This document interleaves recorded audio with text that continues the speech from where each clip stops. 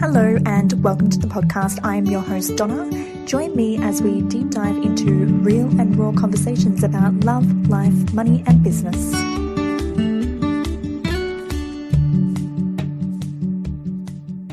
I would like to give a very big welcome to Vanessa Hallick. I met Vanessa a few months ago after stalking her page for about a year, and I decided to reach out with her and start working with her as my coach. Vanessa is a successful businesswoman. Oh, you can probably hear the the thunder in the background there. She's a very successful businesswoman who is living in South Africa with her fiancé, Sean, who she's now retired and who now runs the business with her. She has a belief system that we can have it all: love, health, wealth, happiness, and fulfillment. Vanessa has always had big dreams, but playing it safe meant that she was playing it really small. She did really well at school. She went to university. Then she progressed into a career in HR as a professional in London. And she had a really good job and was earning a really decent salary, but she felt really unfulfilled and like something was missing. So Vanessa then quit her job. She had very little savings or knowledge or help, and tried to build her business from there. And pretty soon she realized that she couldn't build her business like that. And as a result, she ended up going back to her corporate job and having to rebuild her now sustainable and very successful business. Vanessa now helps ambitious women like herself who have a unique message and shows them the roadmap to building and scaling their business. So Vanessa, I just want to say a very big thank you and welcome. Thank you so much for the introduction and for having me. I'm super excited to be on the podcast and to be sharing my message. Likewise. And it's funny, actually, like there was a few things prior to prepping this podcast that I didn't know about you. So I actually didn't know that you were over in London at the time until, having the preparation for this podcast when you were in your corporate job. Yeah, so we kind of moved all over with the business, and I started it in London, having my corporate job in London, the HR business partner, kind of building my career mainly in London, and then starting the business. And from our kitchen table, our one bedroom kitchen, and the kitchen table, and I remember doing a periscope from my kitchen. And yeah, it was just kind of, it's an amazing journey that you have as an entrepreneur. And I think we were discussing that just before this, how much you evolve and grow, and how much when you look back, how far you've come. So our business started in London and we were in Bali for 2 years, but I always wanted to get home to Knysna, which is a small town in South Africa, and I didn't know how I was going to ever do that when I left 12 years ago. And here we are back in Knysna, running the business from anywhere basically, and having Sean, my fiance, in the business. So yeah, super exciting journey. And it just goes to show, like, if you have a vision for something, even if you don't know how it's going to happen, you've already created it. Like, it's already there in that physical reality. And this is something that you say to me all the time, but sometimes we just need that little reminder of that. Yeah, so I think that was the biggest thing, that I knew I couldn't be in that corporate job any longer. And when I quit to kind of build the business, I was working with incredible clients. I actually had the honor of working with an Olympic athlete, kind of an author at the time, who's now a published author. And I was doing this work that kind of really lit me up. But I was undervaluing myself. I'm kind of creating millions of lead magnets and all sorts of things that I didn't know what I was doing, essentially. But I always knew that the corporate world was not for me, that there was something much bigger for me to do. And I didn't know the how, as you say, but I always knew that I was going to do something bigger, and I was made for more. And holding that vision of what it was going to look like, I didn't even know what it would look like, essentially. I think the life that we've got now is more incredible than I ever imagined. When I started the business, it was really like, I just want to get out of the corporate world and replace my corporate income. And I knew that I loved what I was doing and the transformations and changes. I could feel it in my heart that it was the most incredible thing to do that work. And I suppose a part of me at first didn't believe that I could actually make a living doing something that I was completely passionate about. And that journey is really interesting in terms of, you know, increasing my prices and actually getting to the space where I charge what I charge now. I think I was charging $25 an hour 4.5 years ago. I'm returning to a corporate job and like thinking I was a failure and that I couldn't do this. And I think that's where that wealth consciousness work really shifted things for me. And really getting into the space of manifestation, the law of attraction, and that inner world and inner work, and obviously growing so much in the personal development space has just been an amazing journey. Yeah. And so can you tell us a little bit about how you decided to kind of get into this space? Like, what was that moment that you had? And this is kind of going off the beaten track a little bit because I know it's not in the questions that I listed to you, but I'm just really curious, like, what was that moment for you where you kind of just went, do you know what? I can't do corporate space anymore. Like, I'm so done with this. I really just knew that I couldn't do it. So I was hopping from job to job. It was the running joke in the family, you know, Ness can't stay in a job longer than a year. And I couldn't figure out what was actually happening. Also, I was, you know, I'm one of four. My older brother has been very entrepreneurial. And because I played it safe so much, I never thought that I would actually be an entrepreneur. And I think I was almost like the least likely of the four of us to be an entrepreneur. And when I was in my HR corporate job, yeah, I was called the Grim Reaper because I was firing a lot of people. I wore a lot of black and I'd walk around with this black book or whatever. And it was so disheartening to be called something like that when you know that you have such a big heart and that you want to make a change in people's lives. And I think that frustration of seeing people, you know, showing up for work and essentially taking the piss, like doing nothing and being so unfulfilled and so unhappy. I think that was kind of the first start of really seeing that I was made for more and that I wanted to do something bigger, and that I wasn't made for this corporate world. And I didn't really know exactly what I wanted to do. But I loved the coaching side. I was coaching senior managers in my HR position, and I loved that coaching side. I loved seeing people fulfill their dreams and transform and actually start to really find fulfillment in the work that they were doing. And then kind of I put it off for a long time in terms of going into my own business, and I was hopping from job to job. I was like, what is happening? I was so unfulfilled. I was so unhappy. I was binge eating. My acne wouldn't heal, and I was like, there's something off in my life. And I went through kind of a transformation in terms of my health and worked with a nutritionist, and kind of healed a lot of the kind of the acne and the binge eating and all of that sort of stuff. So I created this amazing space to do what I wanted to do, and I think I had this newfound confidence. And coaching was something, doing another coaching certification was kind of on the agenda, but I put it off for so long. You know, how can I do this? How can I build my own business? And eventually one of my friends said to me, you know, Vanessa, like, I think you should have your own business. Like, I think life coaching would be amazing for you to do.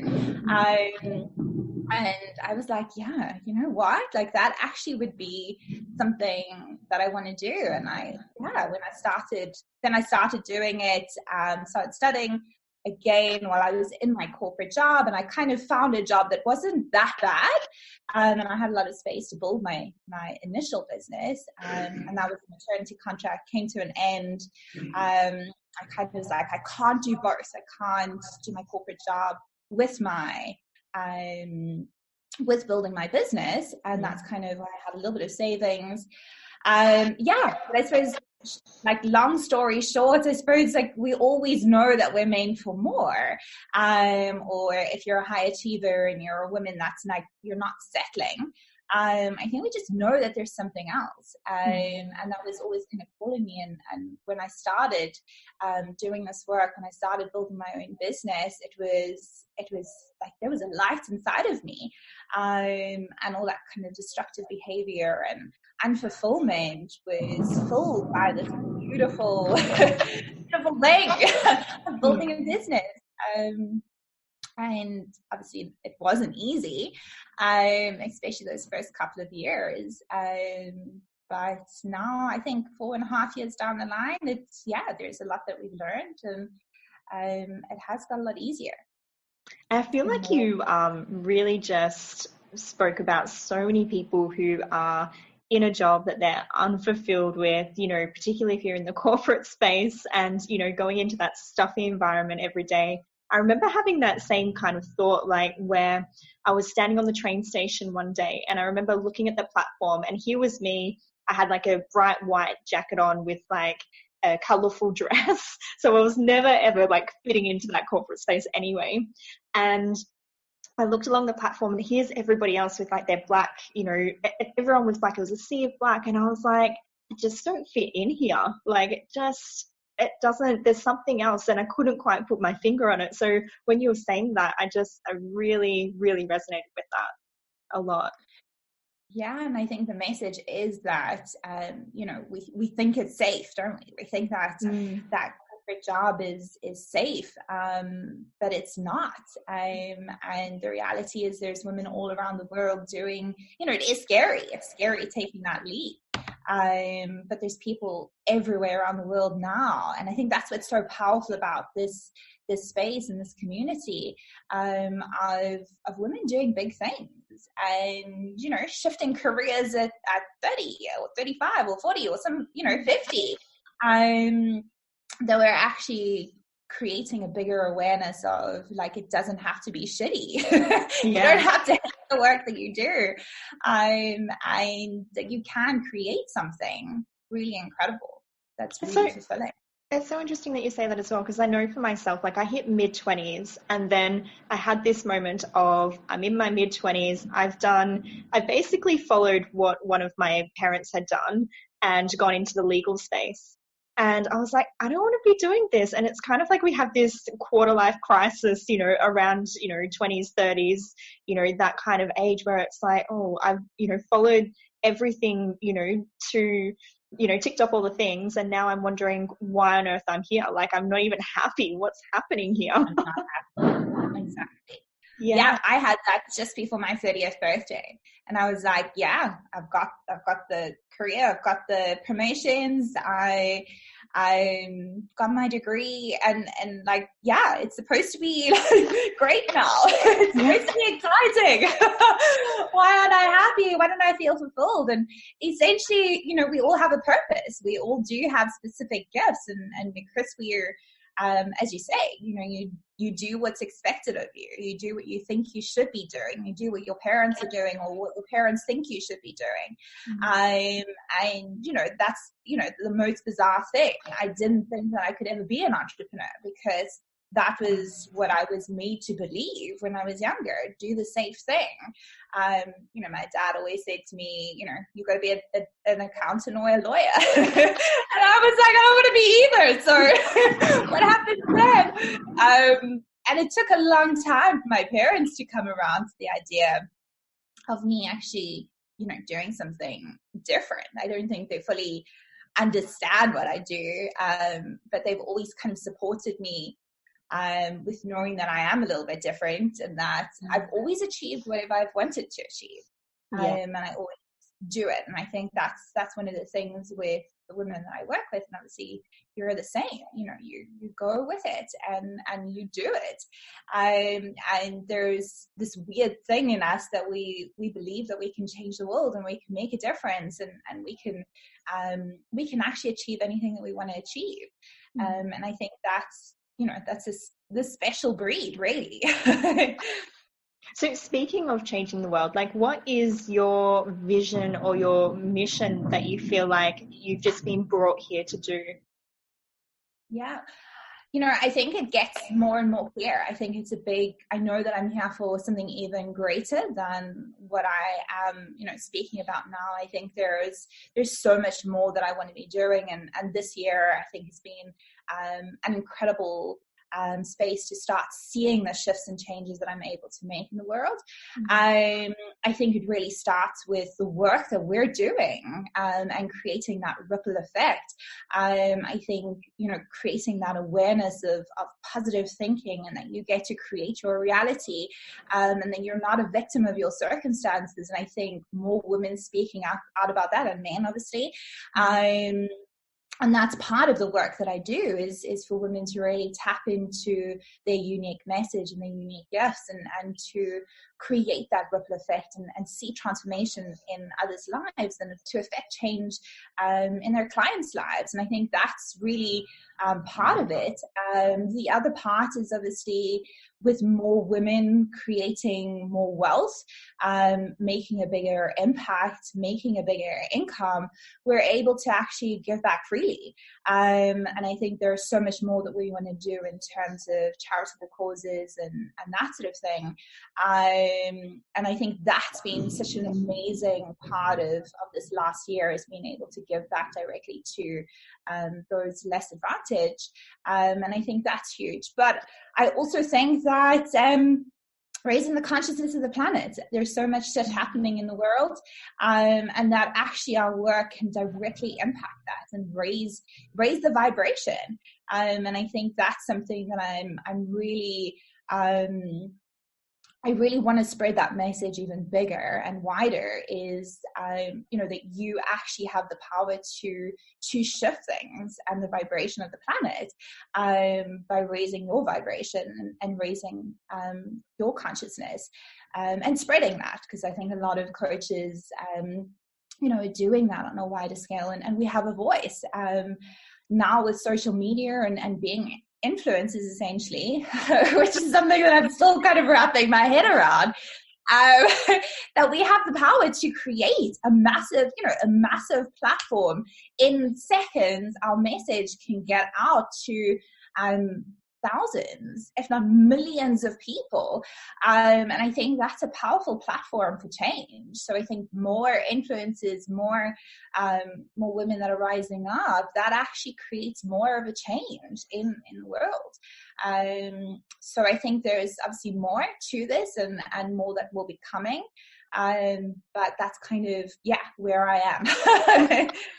So I know for like a lot of women who I've spoken to, and you may or may not have found the same thing, but I know sometimes women will be like, I really want to share this message, but I'm scared of, sharing that thing in case, who wants to hear me anyway? Or, it's never been safe to be heard, and all of those sorts of things. So I'm curious, did you always feel comfortable sharing this message, or is it something that you've grown into? Definitely have it, like, growing into that. As a kid and in classes and things like that, I was always the quiet girl. I was always the kind of shy. They always used to call me quietly confident, because I loved public speaking. But I was really shy. And going through everything in life, and you kind of live by these shoulds, don't you? I should be a good girl. I shouldn't say all these things. I shouldn't be outspoken. Don't be too big for your bridges and things like that. Or too big for your boots, whatever the case may be. I found it really difficult at the beginning, really speaking about, especially vulnerability. For me, like feeling vulnerable or admitting that I, wasn't perfect.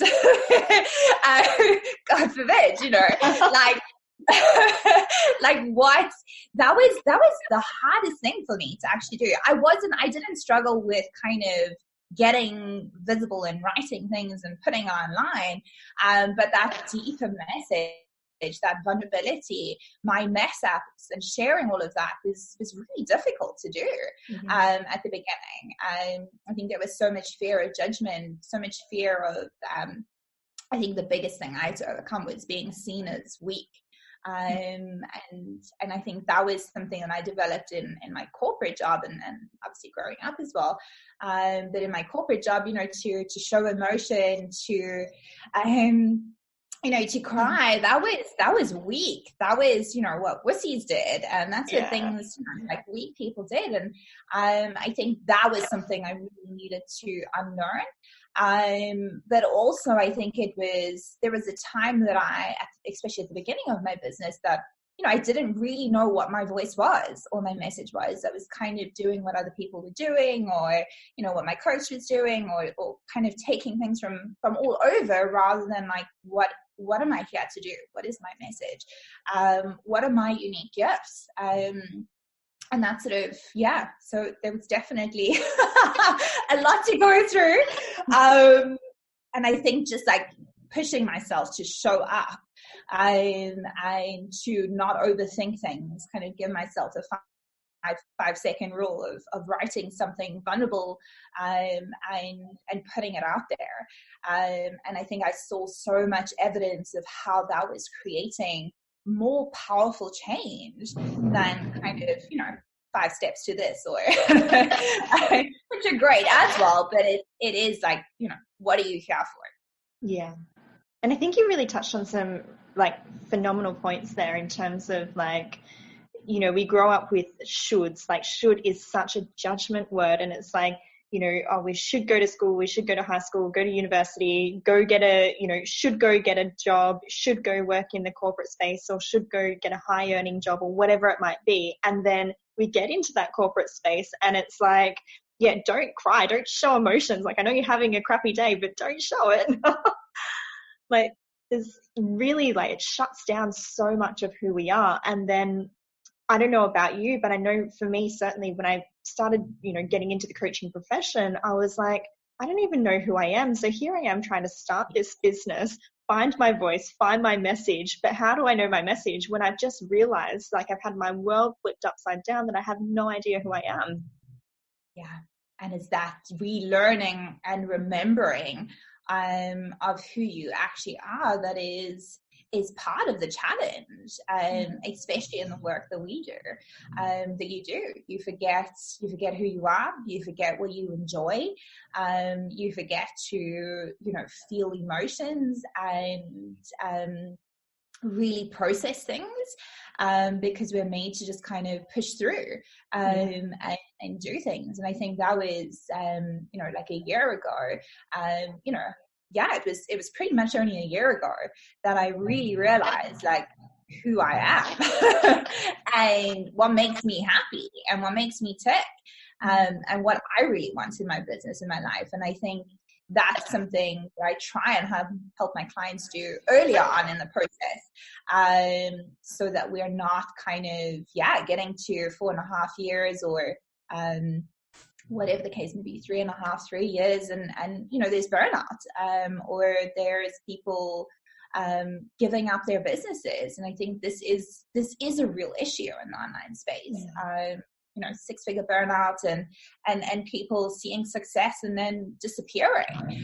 And I think part of that is it's coming from a place of pushing and proving and doing things that we should do, and not really knowing what makes you happy, what makes you tick, what, honoring yourself, taking time out. All of those things are kind of frowned upon in society. Like, what? You're not going to be on 24/7 and answer. I think it's crazy. And we kind of have this badge of honor for working longer hours and doing more.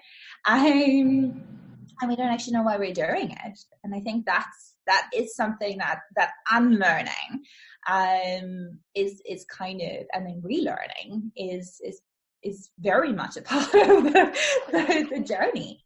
Yeah. And I think like that's probably one of the biggest things that you had actually helped me with is I knew I was heading for 6-figure burnout. Like I had all of these clients all at once. You know, I was trying to build my team at the same time, and then I had issues there, and I had all of these things going on when I come to you. And I actually found myself energetically taking a step back from my business, not purposely, but you know, putting things out there, finding they weren't landing because I was so tired. And on some level, unconsciously, I decided that, you know, it's easier not to have all of the, you know, full book of clients than it was to have a full book of clients. And so having the strategies that you teach for six-figure burnout is just so important. Like little things, you know, you mentioned one day, you know, turn off your notifications. It's so small, but it's changed my life. Well,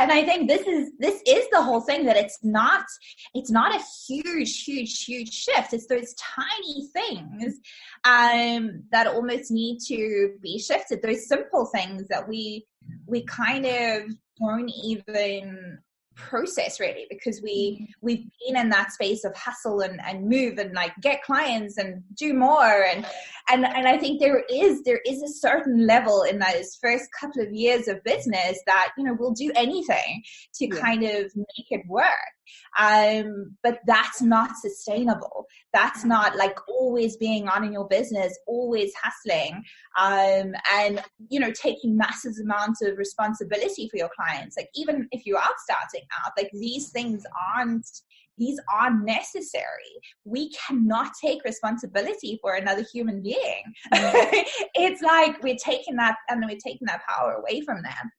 And I think that is something like simple: notifications off, or not switching on your phone first thing in the morning. Because one of the biggest things with burnout is not necessarily the work, it's the being on all of the time, and being in your mind and worrying and doubting, and trying to control things. I think that's one of the biggest things. And then not having any, so you also doing a lot of one-to-one, and I see that a lot, you know, like you do the one-to-one because you think that's the way that, you know, we can get the best results, and then we keep taking one-to-one, we keep increasing our one-to-one price, and that's not sustainable. That's not a business model. And I think that's what I really also help a lot of my clients with is finding that signature methodology that is their own, and then helping them really create transformation within that container, that mastermind or group program. So it is scalable. And we're not always having to be on. I think also simple things like, you know, creating your business around your life rather than the other way around. You know, thinking we always have to be on, and, you know, dropping our weekends to kind of have those calls because we can't fit them in the week, or it's like, what do we want? And that's why we're creating this business, for real, you know, real freedom, real flexibility. If your business is running you, that's not freedom.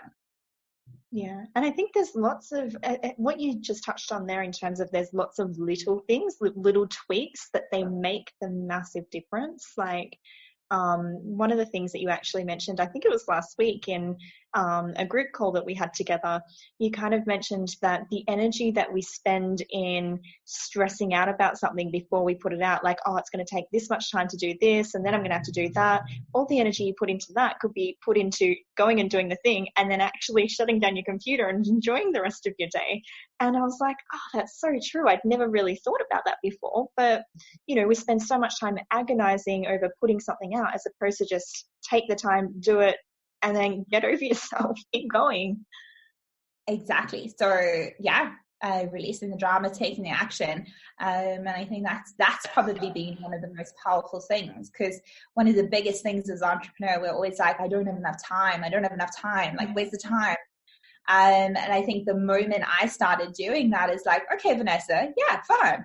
You don't have enough time, but how long have you been sitting there thinking about that email that you want to write? How long have you been thinking about doing that Facebook Live? What if you just did that? And that's why I kind of work with that 5-second rule. And I think really looking at how's it going to feel when you've done it. And I always liken it to, you know, going to the gym. Like, maybe you don't feel like doing it. You've done it and it's flipping epic. And it's the same thing when you dive into that email, you start writing, or you do that Facebook Live, that feeling afterwards is amazing. So sometimes you are going to have resistance, and sometimes you're not going to feel like it. But it's going to feel so good afterwards. So rather, connect to that feeling. So, can you tell us some of the biggest challenges that you've had to overcome with getting to where you are now?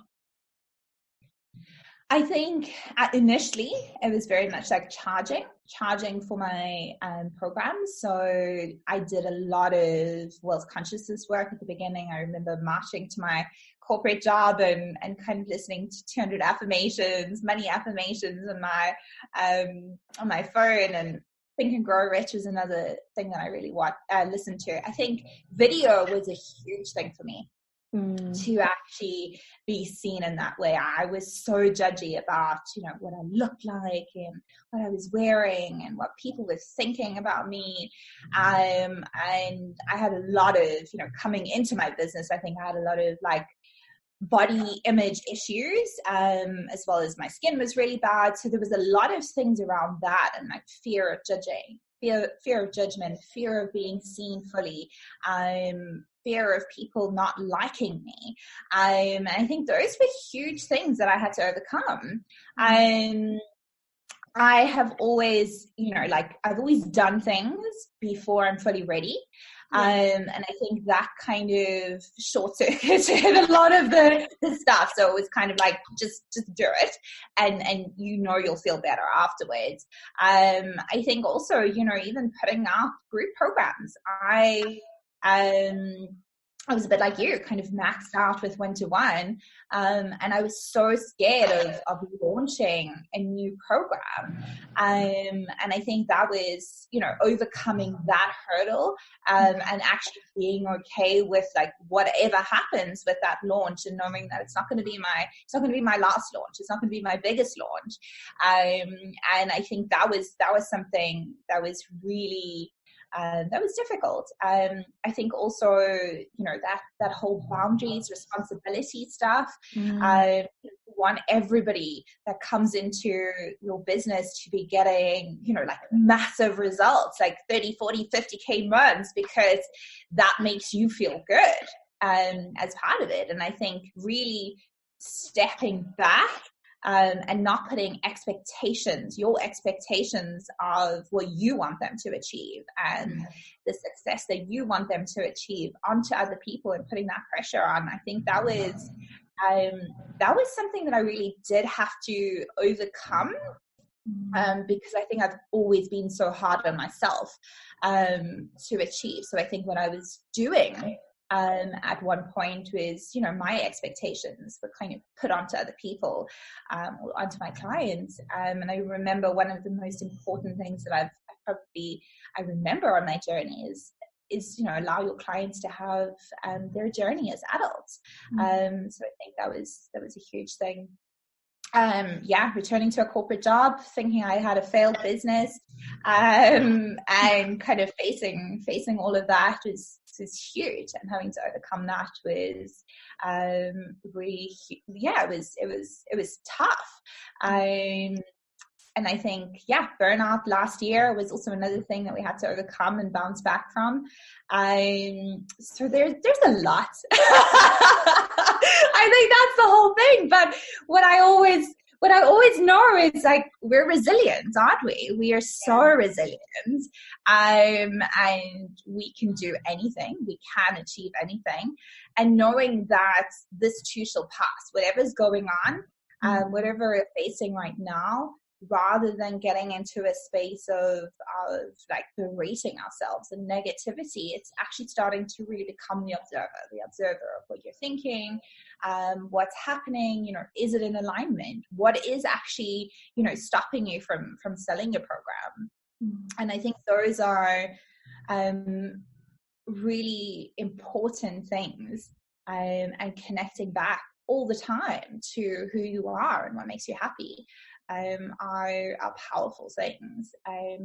The only other thing I'll add is just in terms of like visibility and video and things like that, one of the biggest shifts that I made with that wasn't about me. It's not about me. It's not how I look. It's not, what I wear. It's not if people like me. It's like that one person that I can actually, shift and change just by showing up, just by them being in my energy, just by sharing my message.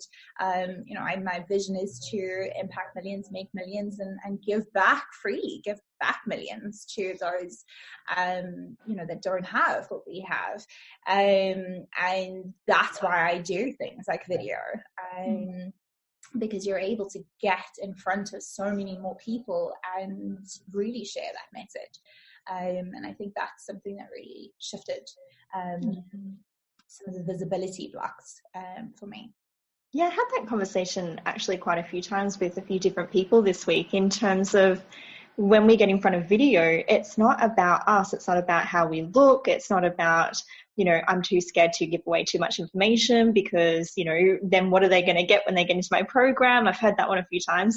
It's not about like just give, because like I was sitting there thinking about it the other night and I'm like, if I think about every person who I've listened to, I do not remember what they've said word for word. Like it's very, very rare unless it's been something that's really hit home with me and just kind of been like a big slap across the face.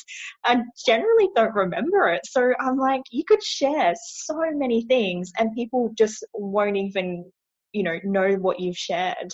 So there's no point in holding back. There's no point in kind of being in that scarcity space or worrying if they're, thinking that you look a certain way on a certain day. They don't care. If they get something really good out of that, then that's the main thing that matters. They remember you for that. Whether they actually remember the content you shared is another thing, but they remember that click they had in their brain and that feeling that they had of like, yeah, that's right. I hadn't thought of it like that. Or that's a new way of thinking. That shifted my thinking, whatever it might be. Yeah. Yeah.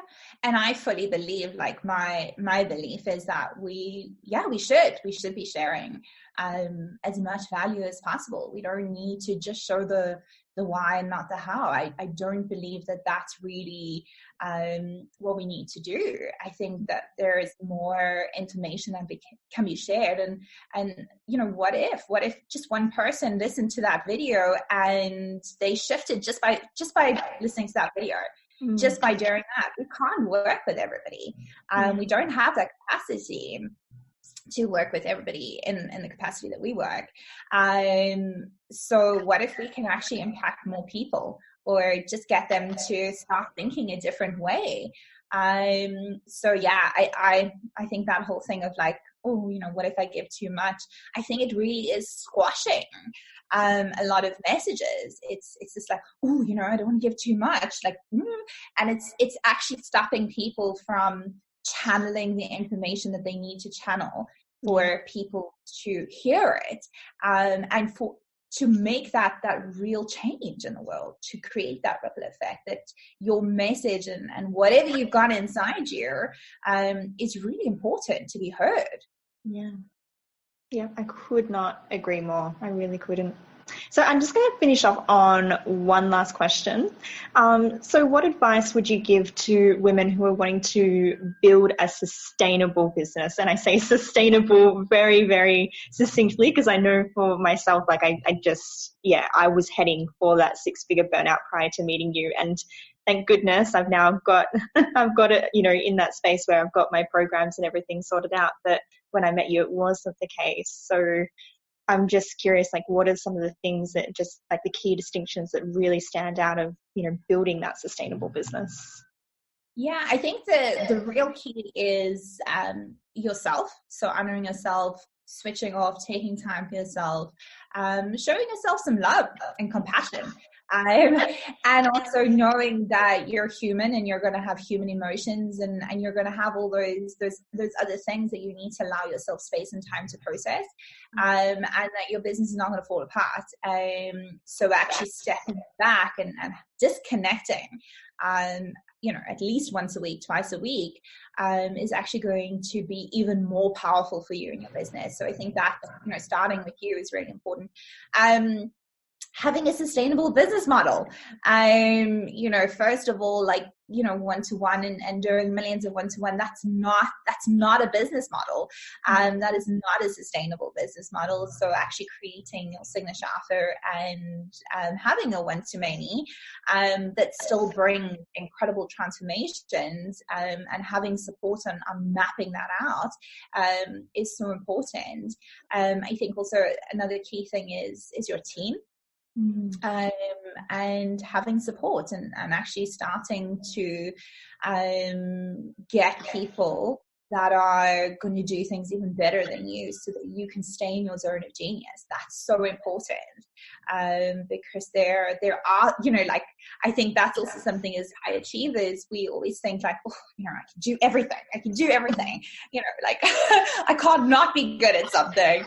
And actually being okay with, like, you're not going to be amazing at everything. And that's why there's unicorns that can come in and you can help you and support you.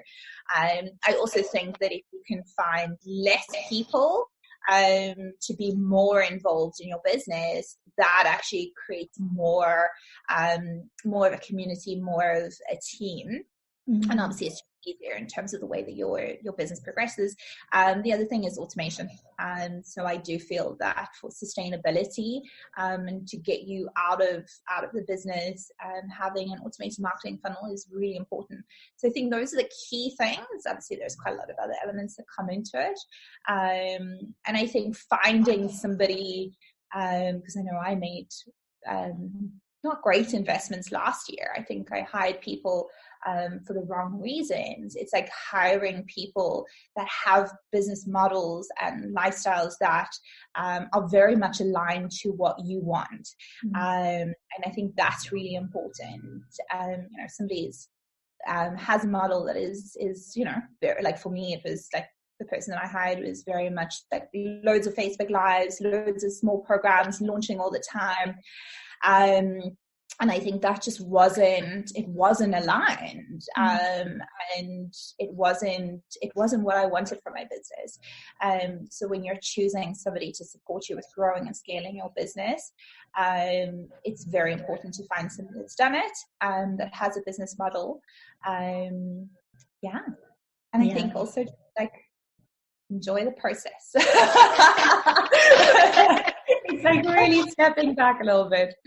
That's it. Like, I kind of found initially I needed to go through that have those one-to-ones to build up that coaching practice. And I needed to have various different live programs that I was involved in, to know what it is that I like teaching and all of that sort of jazz. But it gets to a certain point, I find, that what your message is, it really bloody well. And, all you're doing by going and releasing the same program is repeating yourself time and time again. So, once you are clear on who you are and what your message is, like, I think it's just, you need to put it in an automated thing. You need to have something where you're not repeating yourself 10 times a day so that you can give even more outside of that.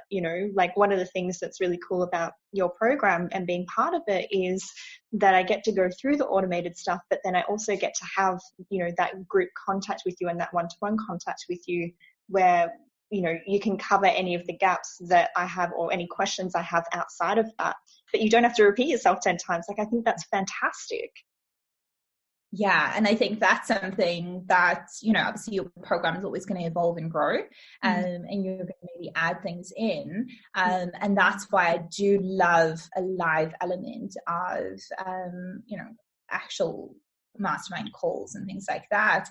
A lot of the time, the automated stuff that I've got is a lot more kind of systems and strategy stuff, so that I don't have to repeat that. And then in the mastermind, it's that deeper stuff, that growth stuff that comes up, which I think is always really important. It's really important work. Yeah. It's also, as you said there, it's like there is a difference between when you're starting your business and when you're scaling. So there's a difference between that launching and scaling, and it's a different mindset, and there is different things that come up. And I think that's also kind of the distinction that you need to understand when you're getting support, like which phase are you in, because it can be very different in terms of who you hire and what you need in your business.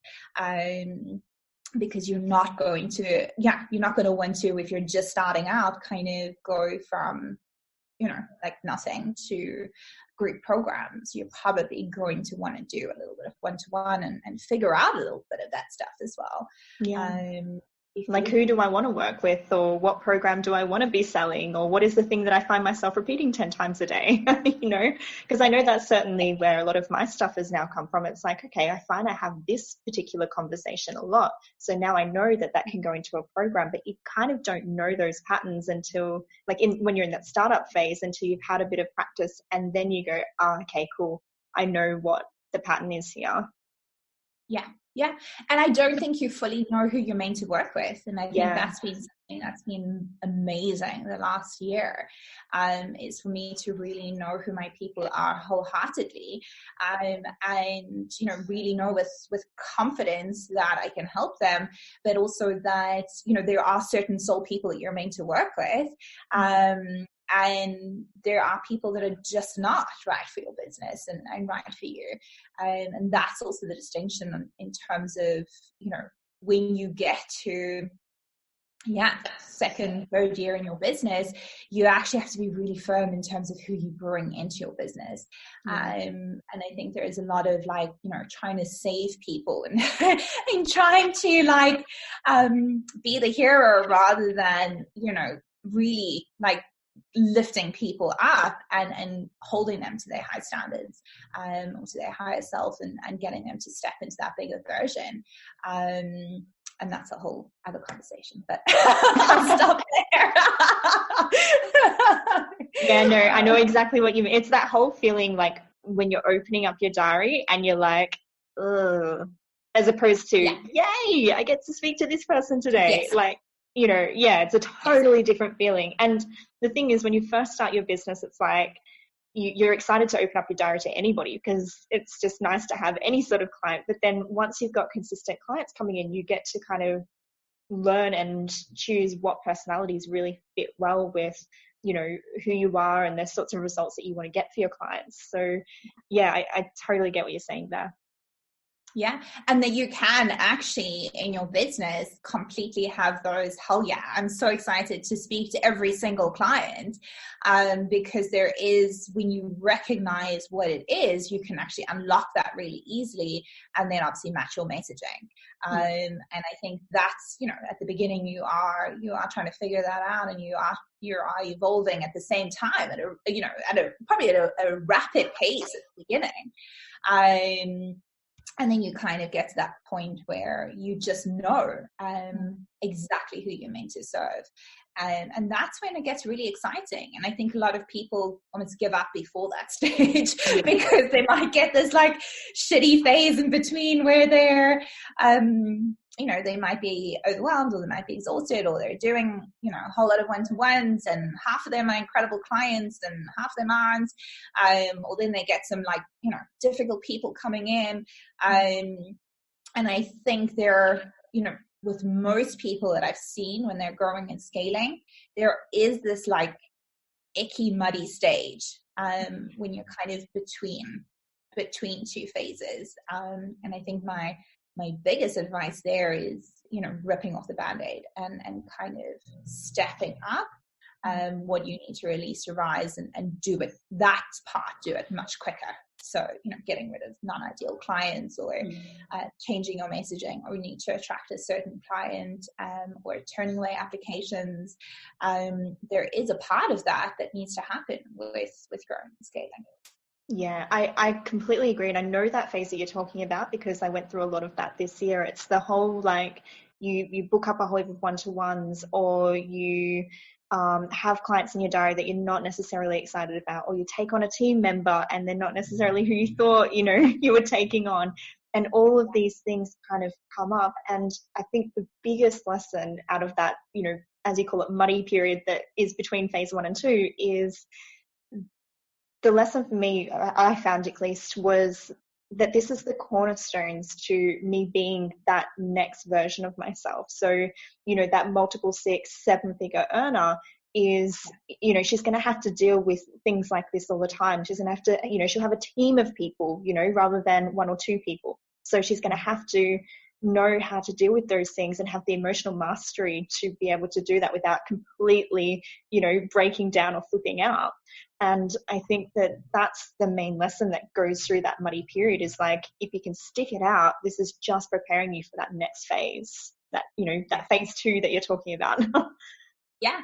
And then it's being really, again, being that observer and saying, okay, well, what is the shit showing me? And sometimes, you know, what you'll see is initially people don't have contracts and agreements, and or they don't have the things like the foundation set up for their business, and often that kind of shit exposes those areas for you.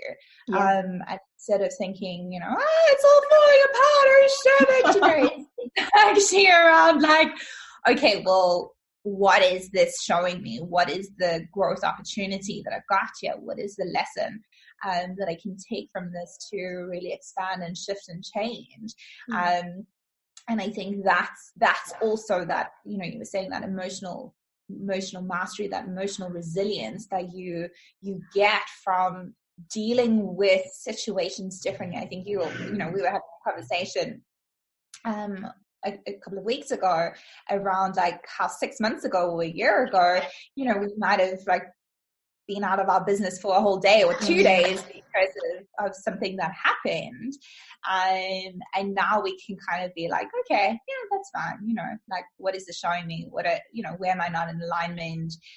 What is this resistance kind of bringing to the surface? And really starting to kind of develop and let go of that attachment to how it's meant to be, and knowing that it's always just working out as it's meant to, and that's the way it is. Yeah, I couldn't agree more. Okay, I'm going to wrap it up there. I just want to say a very, very big thank you for coming on, sharing your time, sharing all of this awesome value and these tips and tricks and advice. Like, really, really do appreciate it. I can't express that enough. Thank you. Thank you so much for having me, and thank you so much for trusting me with supporting you in your business. I know it's amazing to see you in the world and in a bigger way, and kind of stepping up, and I know there's loads more to come, so thank you so much. Wonderful. Thank you.